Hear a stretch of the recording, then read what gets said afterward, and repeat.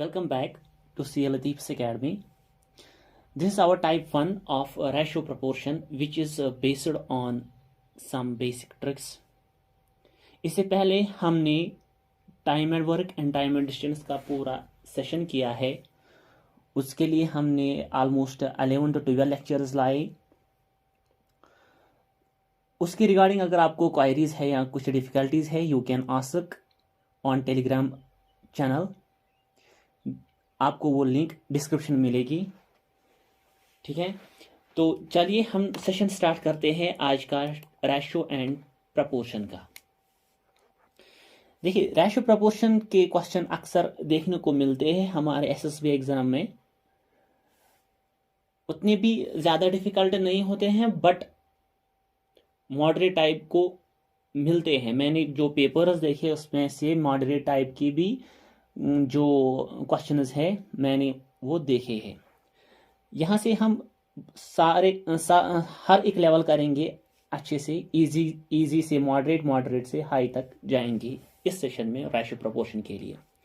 देखिए, बेसिक जो टाइप है इसमें से आता है कि अगर A:B है समथिंग, 2:3 एंड C:B है 3:4, then what is the ratio of A:C. ये कुछ बेसिक है. इसके लिए मैंने एक टेक्निक लाई है आपके लिए जिसको मैं कह रहा हूँ यहाँ पे N rule.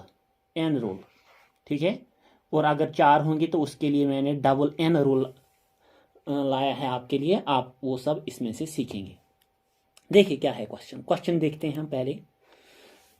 If A:B is equal to 1:2 and B:C is equal to 3:8, what is the ratio of A:C?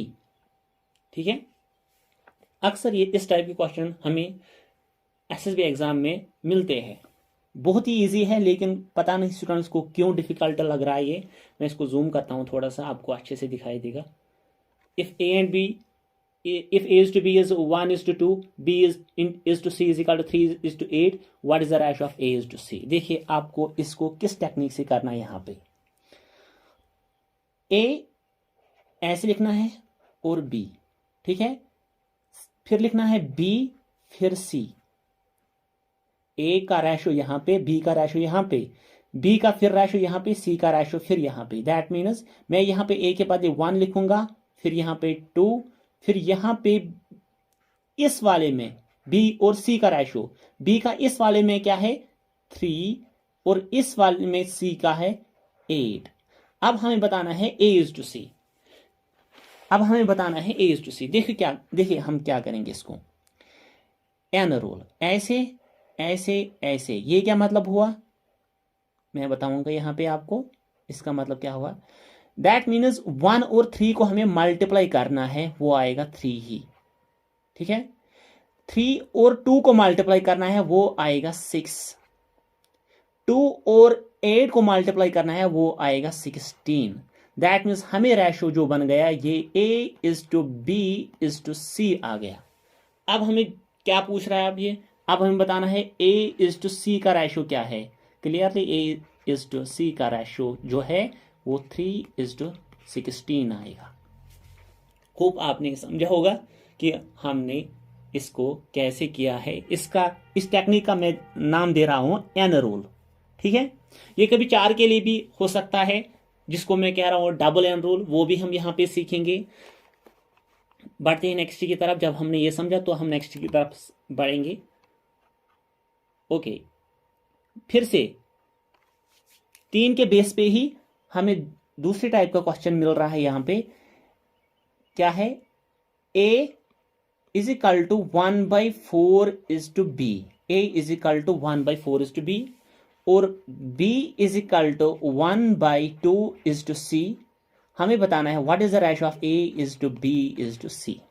सब कुछ बता सकते हैं यहाँ पे. देखिए, ये जो B जो है यहाँ पे, इसको हम यहां लाएंगे. ये ऊपर न्यूमरेटर के साथ है, इसको यहां पे लाया हमने, ये डिनोमिनेटर के साथ बन गया. अब ये क्या मिला हमें, ये मिला A:B का रेशो, मीन्स वो क्या बन गया 1:4. इसको समझना आप. B यहां था, इसको मैंने यहां लाया, ये न्यूमरेटर में था, ये यहां पे डिनोमिनेटर में आ गया। तो ए इज टू बी का मतलब ही है ratio A is to B, A divide by B का मतलब ही है ratio A is to B, ठीक है, वो है 1:4। अब इसी तरह बी बाई सी जो है, सी यहां डिनोमिनेटर में है, न्यूमिनेटर में है, इसको मैंने यहां डिनोमिनेटर में लाया, तो 1:2, दैट मीन्स बी और सी का रेशो जो है वो 1:2 है। अब ये पूछ रहा है कि हमें बताओ ए इज टू बी का रेशो क्या है। ये तो सिंपल है, एन रूल से सॉल्व होगा, ये तो एन रूल से ही सॉल्व होगा। दैट मीन्स 1:4 ये वाला, अब ये वाला 1:2, क्योंकि यहां पे हमें ए बी और सी लाना था। अब हम अपना एन रूल लगाएंगे, इसको ऐसे मल्टीप्लाई करना है। That means 1 1s are 1 and 1 4s are 4 and 4 2s are 8। That means A is to B is to C का रेशो जो है वो 1:4:8 आ गया। होप आपने समझा होगा। देखो यहाँ पे आप देख भी सकते हो, बी इज टू सी का रेशो क्या आया था 1:2, दैट मीन्स 4:8। इसको स्टैंडर्ड फॉर्म में 4 1s are and 4 2s are 1:2 फिर से रह रहा है, लेकिन हमें रेशो निकला a is to b is to c 1:4:8। अगर क्वेश्चन होता what is the ratio of a is to c, आप यहाँ पे देख सकते हो 1:8 रहेगा, ठीक है।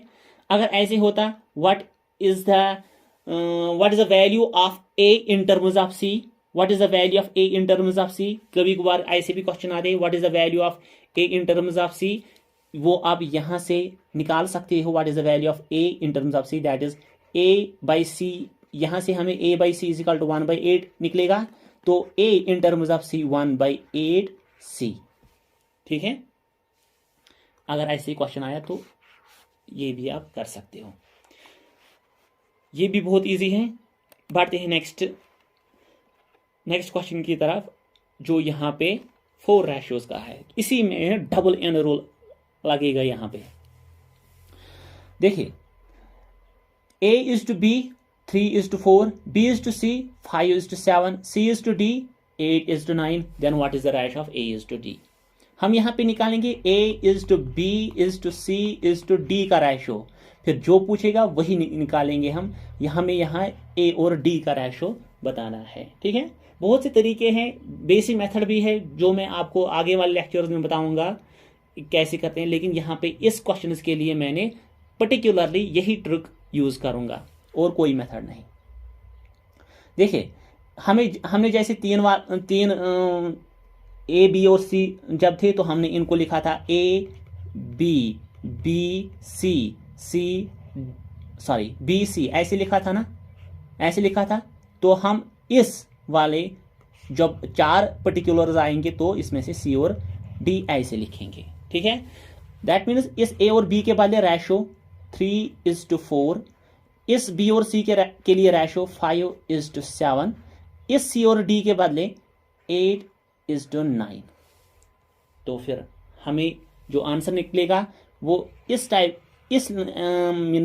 में निकलेगा, तो वहां से हम निकाल सकते हैं जो भी पूछा जाएगा।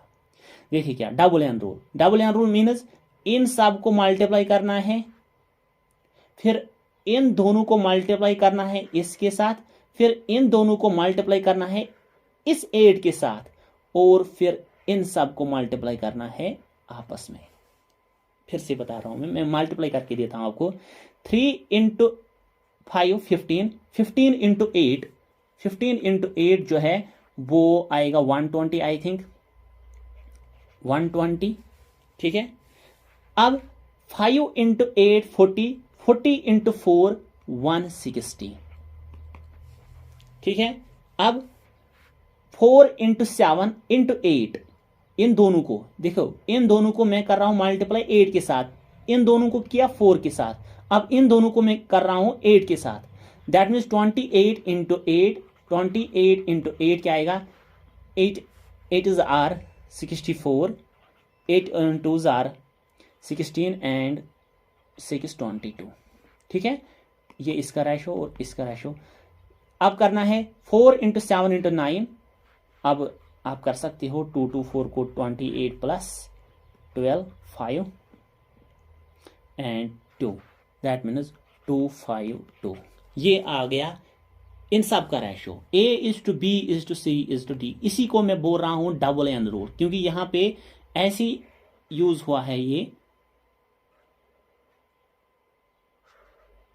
दैट इज वाई इसको मैंने कहा डबल एन रूल। ठीक है, ये आपको समझना है। फिर से मैं बता रहा हूं, पहले इन तीनों को आपस में मल्टीप्लाई, फिर इन दो को इस 4 के साथ, फिर इन दो को नीचे वाले 8 के साथ। ठीक है, फिर यहां पे इन सब को एक साथ मल्टीप्लाई करना है। आप इनको स्टैंडर्ड फॉर्म में भी ला सकते हो। अगर 2 से करेंगे तो 60 80 ऐसे, तो ये क्या बनेगा 126, फिर से 2 से 30 40 और ये बनेगा 56 और ये बनेगा 63 बनेगा। ठीक है, आप ये सब देख सकते हो। ये बन गया हमारा स्टैंडर्ड फॉर्म इन सब की। तो फिर A/D रेशो निकालना है, वो आएगा 30:63। देखो आप यहाँ पे दूसरी बात, आंसर में फिर ये भी स्टैंडर्ड फॉर्म में मिलेगा आपको। जब आप आंसर निकालोगे आप देखोगे कि 30 यहां से आप स्टैंडर्ड फॉर्म में नहीं ला सकते इन तीनों को, क्योंकि देखिए यहां पे इसको 3 से होगा, इसको 3 से नहीं होगा, इसको भी 3 से नहीं होगा। ठीक है, दैट इज वाई इन सबको हम स्टैंडर्ड फॉर्म में एक साथ नहीं ला सकते, लेकिन इंडिविजुअली ला सकते हो। आंसर में आपको जो मिलेगा ये आंसर नहीं मिलेगा। हमें आंसर पूछ रहा है what is the ratio A/D, वो हमें निकला यहां से 30:63, लेकिन इनको हम फिर स्टैंडर्ड फॉर्म में ला सकते हैं। That means 10 and 21। That means जो रेशो मिला हमें A/D वो 10:21 आंसर में होगा। आई होप आपने ये समझा होगा। नेक्स्ट क्वेश्चन, अब यही जो है, यही इसी टाइप का जो है दूसरे स्टाइल में, लेकिन फिर से 4 पर्टिकुलर्स। देखिए दे रहा है A/B का रेशो 2/9:1/3। डरना नहीं है, ये भी सेम ही है। पहले इनसे हम टैकल करते हैं। पहले क्वेश्चन में जूम करता हूं, आप सब इस क्वेश्चन को देख सकते हो। This is the question, if A/B is 2/9:1/3 and B is to C this and D is to C like this। देखिए अब हम इसको सॉल्व करेंगे। A/B का जो रेशो है 2/9:1/3 है। That means A/B is equal to 2/9 divided by 1/3। ठीक है ना, दो तरीके हैं इसके सॉल्व करने के। एक जो मैंने आपको बोला, ये हमने इसको इससे पहले भी सॉल्व किया है। ये ऐसे लेना है, लिया तो यहाँ पे इसको कन्वर्ट होगा मल्टीप्लिकेशन में, इसको रेसिप्रोकल होगा। That means 2/9 into 3/1, 3 1s are and 3 3s are, तो आंसर जो है वो 2/3 ही आएगा, 2/3 ही आएगा। ठीक है, या आप ऐसे भी कर सकते हो, इसको हम 9 बना सकते हैं डिनोमिनेटर में, क्योंकि यहाँ पे 9 है, इसको भी 9 डिनोमिनेटर बनाएंगे। तो फिर कैसे होगा, वो 3 से मल्टीप्लाई करेंगे तो बन गया 3/9। अब जो मैं अगर यहाँ पे मान लूँ ये 1/3 नहीं 3/9 है, 1/9 नहीं 3/9 ले लेंगे हम इसको। ये 9 और 9 कैंसल, ऊपर वाला 9, तो यहाँ पे आंसर बनेगा 2:3।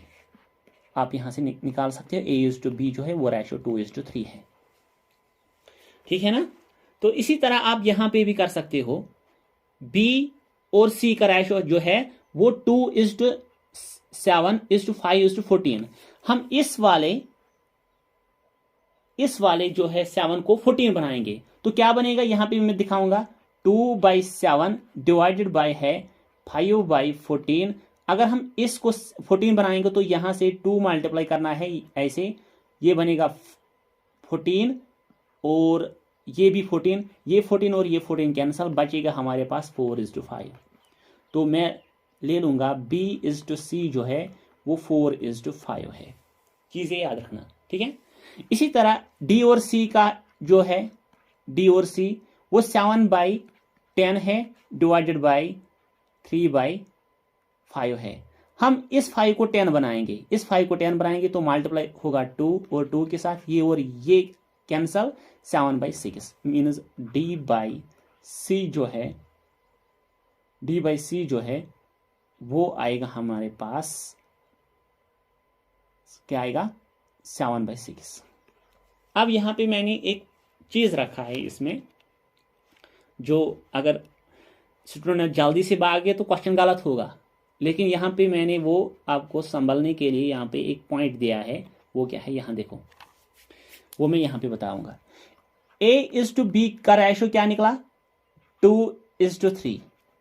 B/C का रेशो क्या निकला, 4:5। 4:5। D/C का रेशो क्या निकला, 7:6। क्वेश्चन कर सकते हैं डबल एन रूल के साथ, कर सकते हैं ना, लेकिन यहां पे गलत होगा क्वेश्चन, क्योंकि यहां जो एंड में है वो दूसरे रेशो में पहले में होना चाहिए, ठीक है, पहले में होना चाहिए। दैट मीन्स यहां पे जो एंड में C है वो दूसरे रेशो में पहले होना चाहिए, लेकिन यहां पहले D है, तो फिर हम इसको चेंज करेंगे, C/D, तो यहां पे भी रेशो चेंज होगा, 6:7। मेक इट पॉइंट, ठीक है। तो अब हम ये सॉल्व कर सकते हैं। तो हमारे पास है 2, 3, 4, 5 एंड 6, 7।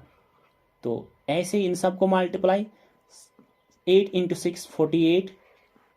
अब इन दो को मल्टीप्लाई 3 के साथ, 24 × 3 जो है वो 72 ही आएगा। 15 × 6 वो 90 आएगा। 15 × 7 क्या आएगा, 7 5 35, 7 1 7, 105। ये निकला रेशो A/B/C। क्वेश्चन में जूम करता हूं, क्वेश्चन हमें पूछ रहा है what is the ratio of A/B/C/D। अगर D/C पूछ रहा था तब हम ठीक थे, लेकिन यहां पे C/D पूछ रहा है, दैट इज वाई हमने यहां पे इसको चेंज किया है। मेक इट पॉइंट, यहां पे हमने इसको चेंज किया है। आप इसको अच्छे से समझना क्यों चेंज किया है। यहाँ पे आप 3 से इसको स्टैंडर्ड फॉर्म में ला सकते हो। 3 1s are and 3 6s are, 3 2s are and 3 4s are, 3 3s are, 3 0s are, 3 3s are and 3 5s are. This is the ratio of A/B/C/D. अब हम फर्दर इसको स्टैंडर्ड फॉर्म में नहीं ला सकते। That is our final answer is this. Hope आपने ये समझा होगा अच्छे से। क्वेश्चन को आपको अच्छे से समझना है, क्वेश्चन के पर्टिकुलर्स आपको यहाँ अच्छे से समझना है। यहाँ पे D/C रखा मैंने, लेकिन एक्चुअल में हमें चाहिए C/D। Next question, yes, the fourth proportional to, ये दूसरा क्वेश्चन है। फिर फाइंड द थर्ड प्रोपोर्शनल। यहां पे आपको fourth proportional of 0, 12 and this thing निकालना है। समझते हैं फोर्थ प्रोपोर्शनल क्या होता है। देखिए, A/B/C/D, this is fourth proportional, this is third proportional, this is first and this is second, ठीक है। लेकिन क्वेश्चन जो आएगा प्रोपोर्शनल फाइंड करने में, या तो वो फोर्थ आएगा या थर्ड आएगा, ठीक है। सेकंड भी आ सकता है, सेकंड भी आ सकता है, लेकिन मैं कंडीशन बताऊंगा कब कब क्या कैसे हम निकाल सकते हैं। देखिए, जब हमें फोर्थ प्रोपोर्शनल निकालना होगा तो हमें 3 पर्टिकुलर्स हमें वहां पे पता होंगे। मीन्स क्वेश्चन में दिए होंगे कि 3 पर्टिकुलर्स ऐसे हैं, आप फोर्थ वन निकालो, ठीक है। या अगर यहां पे हमें सपोज यहाँ पे x रखा मैंने, this is second proportional. Second proportional हम सेकंड क्वेश्चन में पूछेगा कि सेकंड प्रोपोर्शनल निकालो, तब भी हम निकाल सकते हैं, दैट मीन्स हमें उस टाइम बी निकालना है। यहाँ पे पहले मैं दिखाऊंगा 0.12 एंड 0.21 इजिकल्ट है। यहाँ पे आप इसको इजिकल्ट लिखना 8 डिवाइडेड बाई एक्स। तो इसको हम 3 से स्टैंडर्ड फॉर्म में ला सकते हैं, दैट इज 4/7। इसको आप ऐसे भी कर सकते हो, इसको इसके साथ मल्टीप्लाई, इसको इसके साथ मल्टीप्लाई, तो बनेगा या 4x and 8 7 are 56 and x divided by x is equal to 56 divided by 4 1 are and 4 4 are, that means fourth proportional is 14। इसका मतलब क्या हुआ? इसका मतलब है आप वो नंबर बताओ 8 के साथ जिसका रेशो ये आएगा जो इसने पहले दिया हुआ है, जो पहले दिया है वही रेशो 8 के साथ आएगा। देखो इसका रेशो जो है वो 4:7 आता है। अब यहां पे देखेंगे 2 4 are एंड 2 7 are, ठीक है ना बात? ये फोर्थ प्रोपोर्शनल। अब यहां पे इसने दिया है थर्ड प्रोपोर्शनल फाइंड करना है और रेशो दिया है 2 ही, 8:2। थर्ड प्रोपोर्शनल निकालना है, रेशो थर्ड प्रोपोर्शनल निकालना है, रेशो 2 ही पर्टिकुलर्स में दिया है, दैट मीन्स 8 एंड 12 में, वही है ना, 8 एंड 12। लेकिन हम रेशो जो है ये सब हम ऐसे निकाल सकते जब हमें 4 पर्टिकुलर्स पता होंगे, इनटू ए 4 पर्टिकुलर्स पता है। लेकिन जब हमें थर्ड प्रोपोर्शनल निकालना होगा और हमें 2 ही प्रोपोर्शनल पता है, तो हम ऐसे लिख सकते हैं इसको 8/12 is equal to 12 divide by X and this becomes the third proportional. जो एंड वाला है वो हमें रिपीट करना है, उस टाइम हमें वो रिपीट करना है, वही हमारा, और उसी की हेल्प से हमें थर्ड प्रोपोर्शनल निकालना है। तो आप निकाल सकते हो यहाँ पे, that is 8x is equal to 12 into 12 144, x is equal to 144 divide by 8 and that is 8 1 are, यहाँ पे आएंगे 64, 8 8 are, दैट मीन्स 18 जो है वो थर्ड प्रोपोर्शनल है। 18 जो है वो थर्ड प्रोपोर्शनल है, that means our proportional is 8:12:18। ठीक है ना बात? अगर आप इसका मतलब क्या हुआ? इसका मतलब हुआ जो रेशो इसको 12 को 8 के साथ है, वही रेशो बताओ 12 को किसके साथ आएगा। यहां पे देखो इसका रेशो जो है वो आएगा 2 4 are एंड 2 6 are, यहाँ 4 2s are and 4 2s are and 4 3s are। इन दोनों का रेशो 2:3 आ रहा है। वही नंबर हमें बताना है जो 12 के साथ आएगा 2:3, दैट मीन्स 18 है। कैसे आएगा? 6 2s are and 6 3s are, इन दोनों का रेशो। होप आपने ये समझा होगा what is meant by third proportional and what is meant by fourth proportional. अगर थर्ड प्रोपोर्शनल निकालना हो, 2 ही पर्टिकुलर्स पता है तो कैसे निकालेंगे। अगर 4 पर्टिकुलर्स पता है तो फिर आपको डिफरेंट लेना है। अगर 4 पर्टिकुलर, जैसे कि क्वेश्चन में यहाँ पे क्वेश्चन था, इससे पहले जो क्वेश्चन था, अगर यहाँ पे हमें थर्ड प्रोपोर्शनल निकालना है तो फिर यहाँ पे 4 पर्टिकुलर्स पता होने चाहिए डिफरेंट, और यहाँ पे हमने इसी को लास्ट वाले को रिपीट किया है। चलते हैं नेक्स्ट क्वेश्चन की तरफ।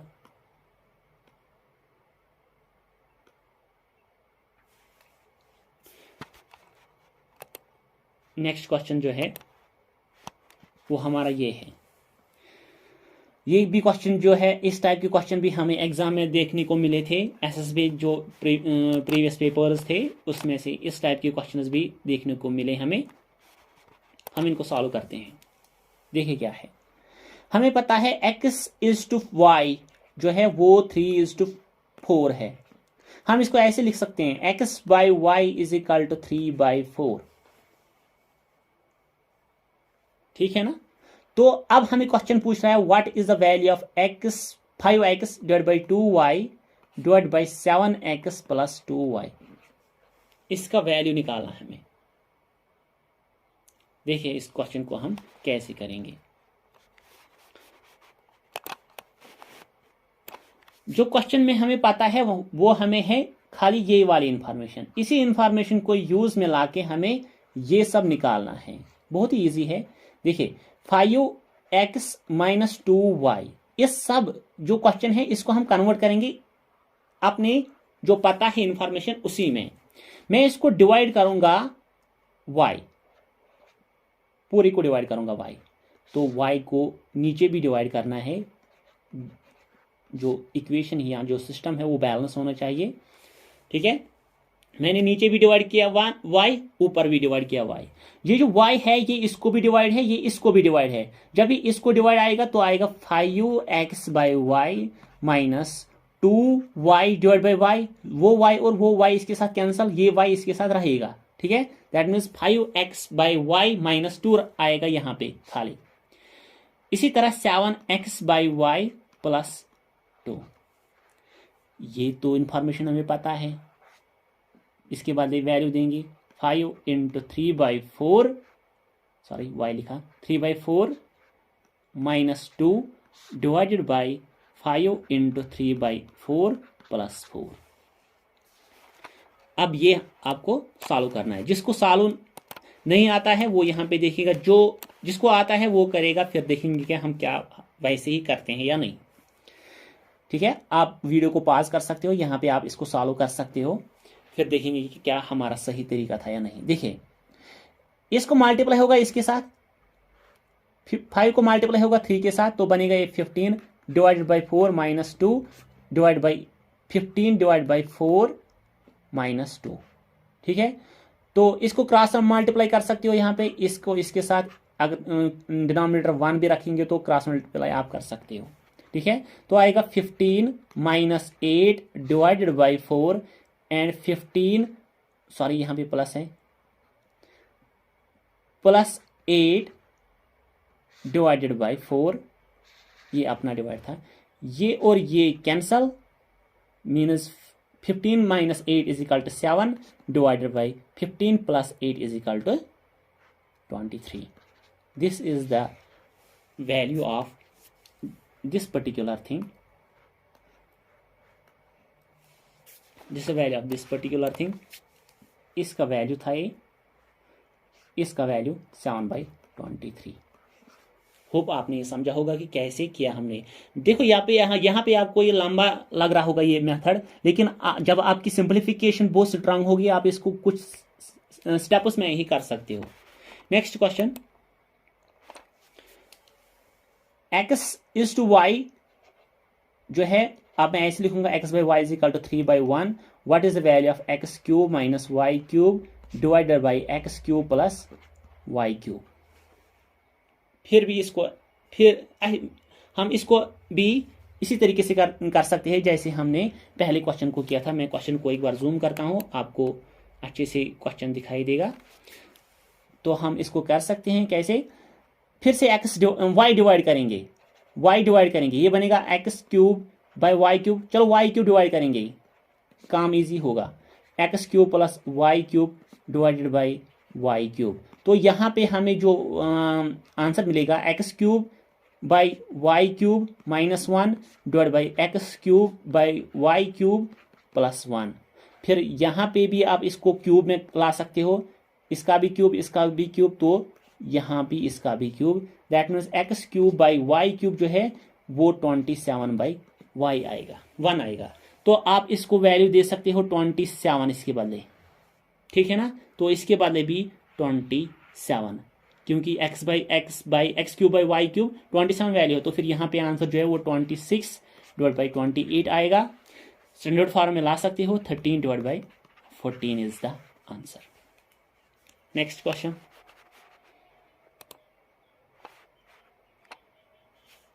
यस, क्वेश्चन को मैं जूम करता हूं। देखिए a इज टू b जो है वो 5:7 है, ठीक है। c इज टू d जो है वो 2a डिवाइड बाई 3b है। What is the ratio of, हमें निकालना है A C divided by B D, B D निकालना है। यहाँ टाइम भी ज़्यादा हो गया है, चलो हम ये वाला क्वेश्चन कर लेते हैं।